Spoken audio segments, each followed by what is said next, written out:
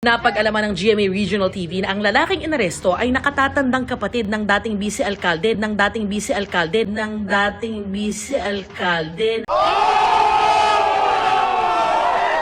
Okay mga kapenyo, pag-usapan naman natin ulit ito nga nangyari kay tatay, no, dito sa Bohol, na talagang kita nyo naman yung ginawa ng mga taga-LTO, no, talagang pinersa nila etong si tatay, at ngayon unti-unti nang lumilihis, no, ng kanilang mga statement etong mga taga-LTO, at ang sinasabi nga nila, ginawa lang naman daw nila ang kanilang mga trabaho. Sino naman ang inulol nyo, mga kupaloid kayo, no? Talagang kitang-kita naman natin lahat doon. May dalawang mata naman tayo mga kapenyo, hindi naman tayo bulag, at kitang-kita natin kung paano nila pwersahan, no, na talagang hinihila etong si tatay. Wag na po kayo magsinungaling mga taga-LTO, no, at sinasabi pa nila edited daw yung video. Kailan pa naging edited yung ganong kalabong video? Diba? Real talk lang. At tara mga kapenyo, basahin nga natin dito kay Blabla. Ito ang pahayag ng mga taga-LTO. At sabi ng mga taga-LTO rito, pinanindigan ng LTO Flying Squad na ginagawa lang nila ang kanilang tungkulin. Ginagawa lang daw nila yung kanilang tungkulin. Puta, lumang estilo na yan, tol. No?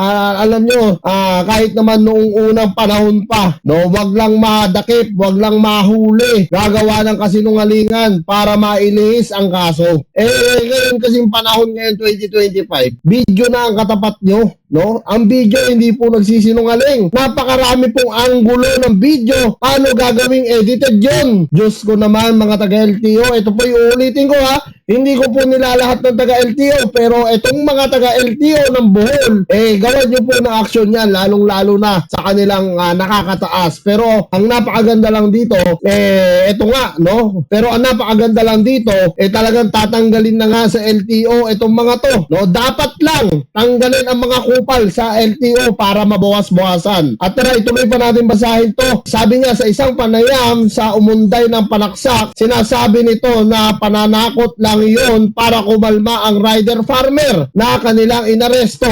Wow! Putang ina! Inundayan mo ng panaksak tapos sasabihin mo para kumalma. Kahit kailan hindi kakalma yun. Baka nga magkaroon pa ng aftershock yan o trauma, no? Dahil sa mga ginagawa nyo, tapos sasabihin nyo rito, ginagawa nyo lang yun para kumalma yung rider. Nakakatawa itong mga to mga kapenyo. At dito sinabi pa nila, wala umano silang balak na saktan ang rider kung marunong itong rumespeto, no? Yung salitang respeto hindi po pwede sa inyo. Dahil yung salitang respeto, para lang yan sa mga tao may respeto rin sa kapwa-tao.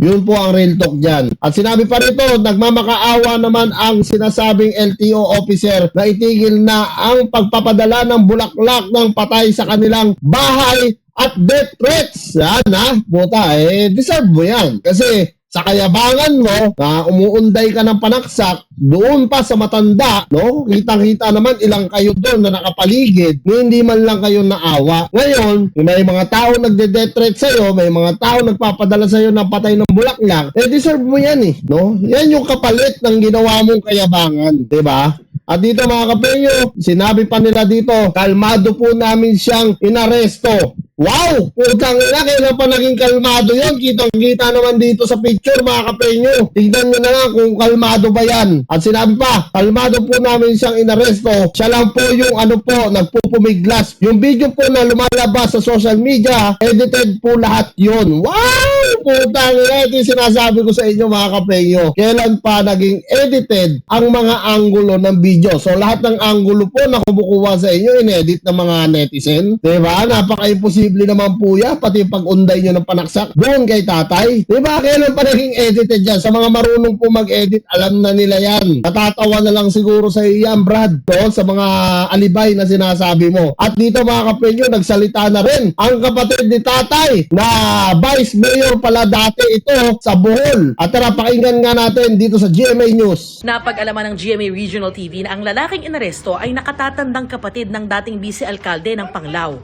Paliwanag ng dating opisyal, galing noon sa farm sa Barangay Bulod ang kanyang kapatid. Nako po, yari kayo dito, kuya. Paano yan, ha? Dating vice alkalde po pala ang kapatid nito ni Manong at may mga nababalitaan pa ako na 3 lang naman ang resort ni tatay. No, na kung saan hindi lang po talaga mayabang yung kanilang inaaresto. Ngayon, tanggal ang yabang yung mga hinayupak kayo. Dahil sa kayabangan nyo, eto ngayon, laglag kayo sa kumunoy. At dapat lang yan sa mga taong buhaya, sa mga taong mapanglamang sa kapwa. Deserve nila yan yung mabigyan sila ng parusa. At kay tatay naman, deserve naman ni tatay ang hustisya para dito. So yan mga kapeyo, kung kayo nga tatanungin ko ano ang magiging opinion nyo dito sa mga sagot ng mga kulokoy na taga-LTO dyan sa Bohol. Comment nyo na lang down below lahat ng mga opinion nyo at lahat-lahat po yan mabasa ko.